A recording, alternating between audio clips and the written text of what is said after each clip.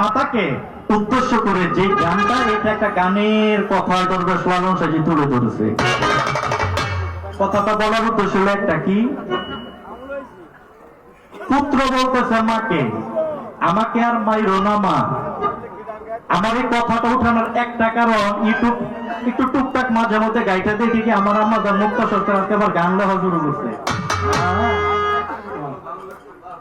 হ্যাঁ, ভালো লাগছে, ভালো গান লেখে, কিন্তু আমার উদ্দেশ্য কি 2 দিন পরে যাতে আমার আম্মা নতুন একটা গান লেখে, পোলা তুই আমার আর মারিস না।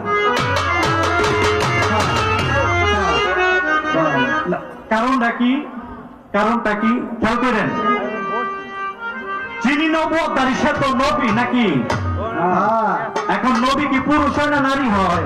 পুরুষ। অবশ্যই পুরুষ। কোন নবী কি নারী হয়েছে? তো নবী যদি নারী না হয়ে থাকে, আমার আম্মা জান এটা একটা মানে আগলা রূপে হালকা রূপে ব্যবসা বাড়ি দিয়ে দিলাম, কি নবুয়ত তো পুরুষের ভাগ। আপনি জাগতিক দেহগত একজন নারী হয়ে এই নবুয়তের প্রতিনিধিত্ব কিভাবে করবেন? আমার মাথায় এটা ধরেন, আমার একটু বুঝাই দিয়েন।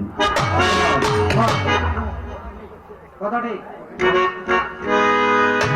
নবুয়ত পুরুষের ভাগ।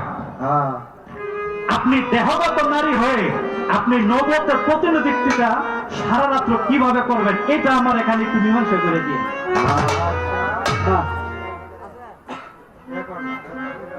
ঠিক আছে না? আচ্ছা, ছোট্ট করে আমার আম্মা জানের কাছে আমি একটা কথা জিজ্ঞেস করব জানার জন্য। সেই কথাটা কি? আমরা জানি যে একটা হলো নবুয়ত, আরেকটা হলো মোহর নবুয়ত।